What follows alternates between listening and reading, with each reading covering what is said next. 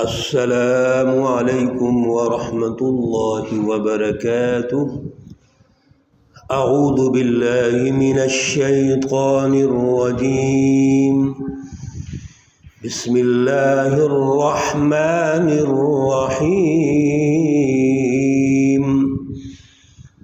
اتی امر اللہ فلا تستعجلوہ، سبحانہ وتعالی عما یشرکون۔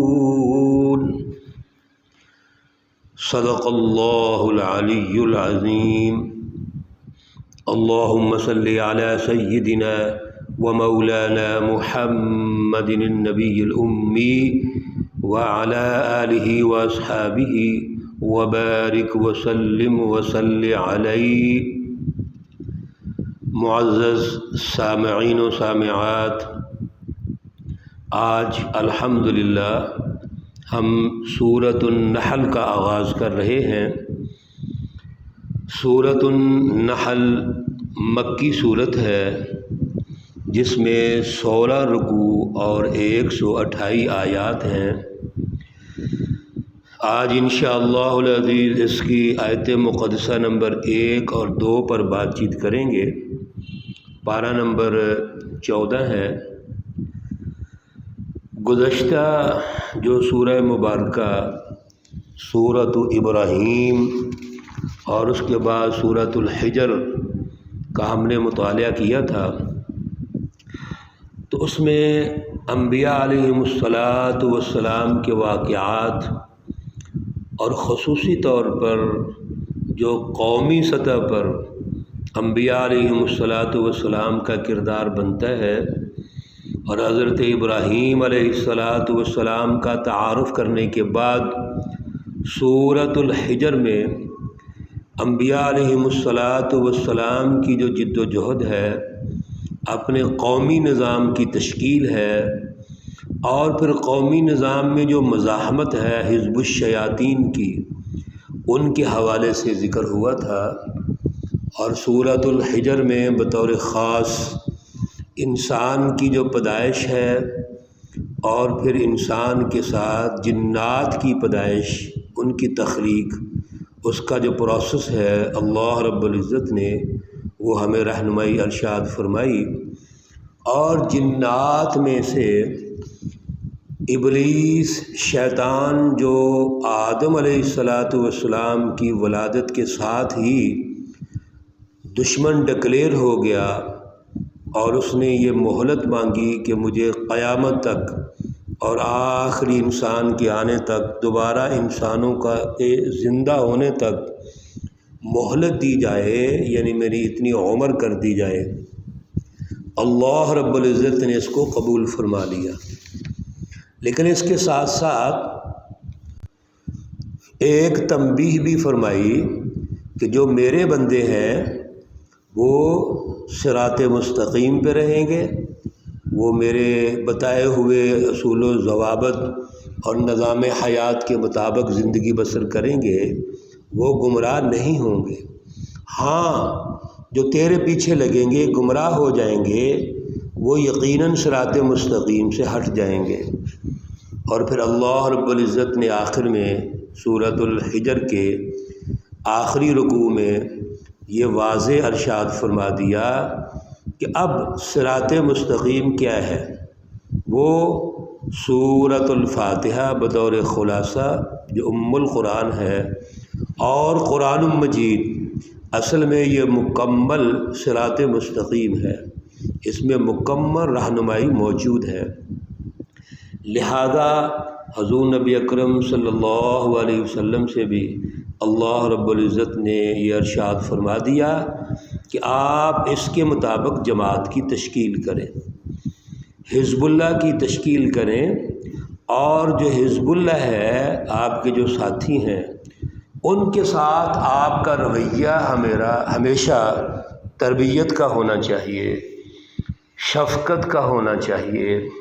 ان کے لیے آپ نے ہمیشہ اپنے جو بازو ہیں وہ پھیلا کے رکھنے ہیں، یعنی نرمی شفقت، محبت اور تربیت کا یہ طریقہ کار ہونا چاہیے۔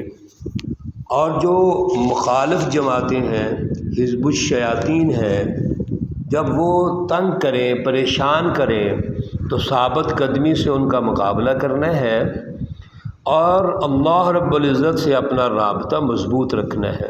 ہر وقت اللہ کی یاد ہونی چاہیے، اللہ کا خوف دل میں رہنا چاہیے، اللہ کی محبت، اور اپنا جو ہمارا ہدف ہے، ٹاسک ہے، اس میں اپنی منظر میں اللہ کی رضا کو رکھنا چاہیے۔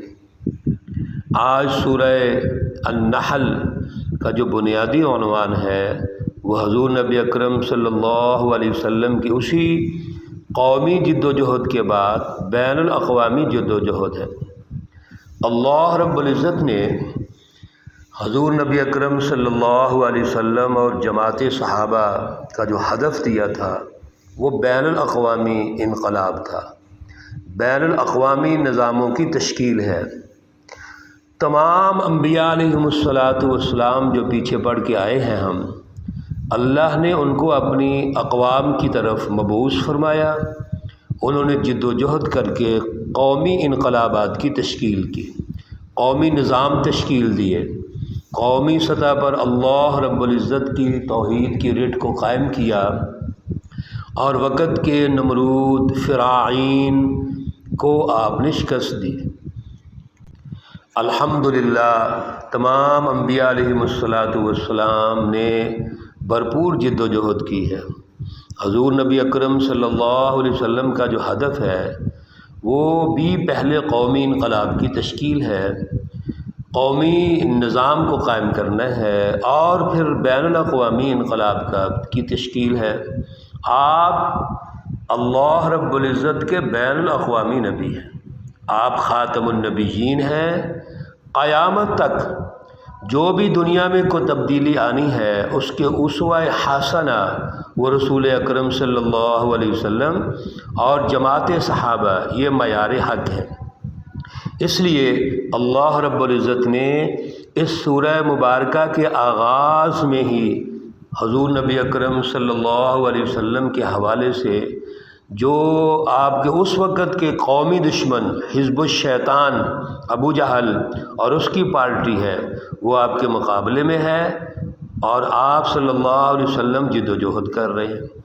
سورۃ النحل جو ہے مکۃ المکرمہ کا جو آخری دورہ اس وقت نازل ہوتی ہے، اور اس وقت تک مکۃ المکرمہ کی یہ صورتحال ہے وہ یہ ہے کہ حزب الشیطان کا جو قائد اور لیڈر ہے وہ ابو جہل ہے، اور اس کی ایک پارٹی ہے جو حضور نبی اکرم صلی اللہ علیہ وسلم کی جماعت سازی کے اس مرحلے میں بہت بڑی رکاوٹ ہے۔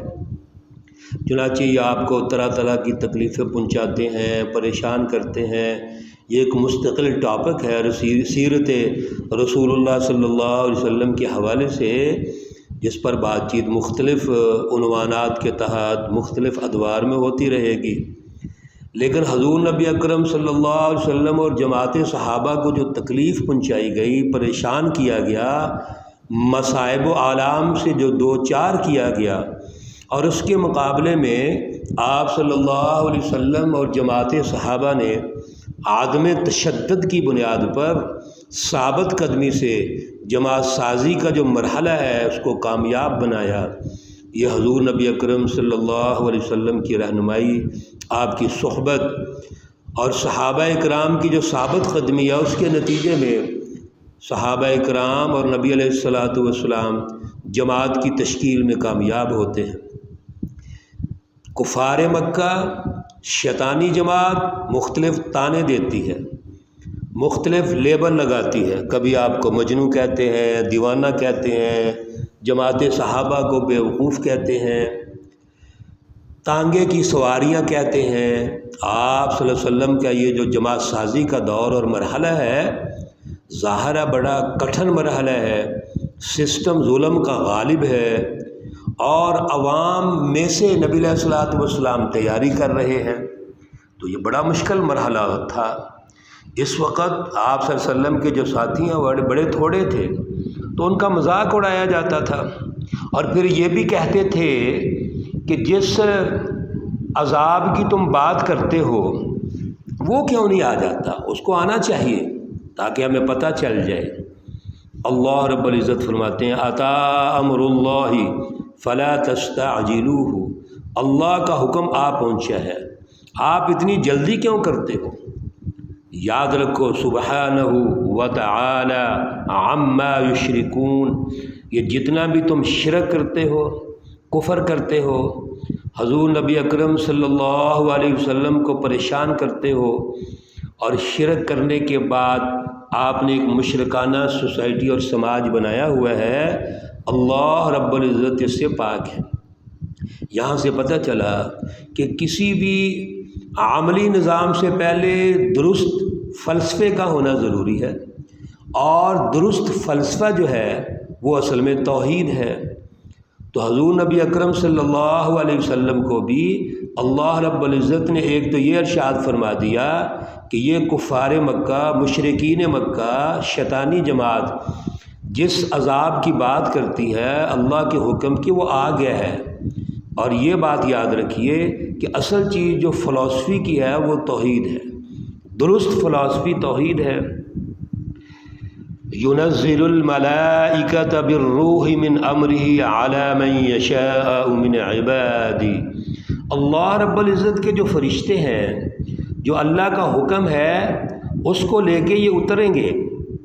اللہ رب العزت اپنے بندے پر وہ تمام جو حالات ہیں، غیب کی خبریں ہیں، وہ بتائیں گے، لیکن آپ صلی اللہ علیہ وسلم کا جو کام ہے وہ تو یہ ہے انذروا، کہ آپ کو خبردار کریں، اور آپ نے تو اپنا کام کر دیا ہے۔ انہ لا الہ الا انا فاتقون، اللہ رب العزت کی توحید کے بارے میں بتائیں اور مجھ سے ڈریں، یعنی میرے ساتھ رابطہ رکھیں۔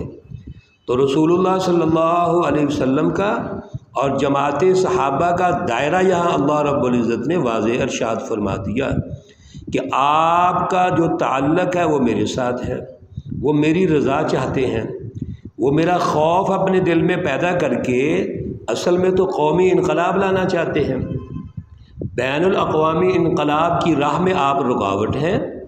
یہ حزب الشیطان رکاوٹ ہے، شیطانی جماعت ابو جہل اور اس کی پارٹی رکاوٹ ہے۔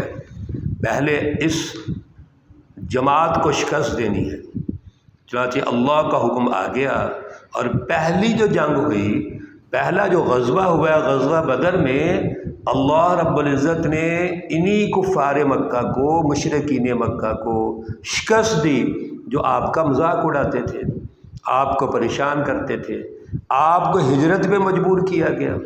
2 دفعہ حبشہ کی طرف ہجرت ہوئی، اور پھر جو تیسری ہجرت ہے وہ یثرب یعنی مدینہ المنورہ کی طرف ہوتی ہے۔ اس لیے حضور نبی اکرم صلی اللہ علیہ وسلم کو سب سے پہلے قومی انقلاب کی تشکیل کے لیے حکم دیا گیا، ہدف دیا گیا، اور آپ نے سب سے پہلے ابو جہل کو شکست دے کر غزوہ بدر میں قومی انقلاب کی بنیاد رکھ دی، ریاست مدینہ کی بنیاد رکھی، اور پھر اسی ریاست مدینہ کے نتیجے میں حضور نبی اکرم صلی اللہ علیہ وسلم وہ اللہ کے حکم سے جو عطا امر اللہ سن 8 ہجری میں ریاست مکہ تشکیل دیتے ہیں، مکہ المکرمہ کو فتح کر لیتے ہیں۔ اب یہ قومی انقلاب یعنی حجاز پر، مکہ اور مدینہ پر نبی علیہ الصلوۃ والسلام کی جب رٹ قائم ہو گئی، سیاسی اور معاشی عدل کا نظام قائم ہو گیا، توحید کی رٹ قائم ہو گئی، تو قومی انقلاب مکمل ہو گیا، اور اس کے بعد بین الاقوامی انقلاب کی تشکیل شروع ہو جاتی ہے، جو آگے انشاءاللہ العزیز اس سورہ مبارکہ میں مختلف مواقع پر اللہ رب العزت ہمیں رہنمائی دیں گے۔ اللہ رب العزت ہمیں اس سچی رہنمائی کو سمجھنے کی، اس پر استقامت کی اور عمل کی توفیق اور صلاحیت عطا فرمائے۔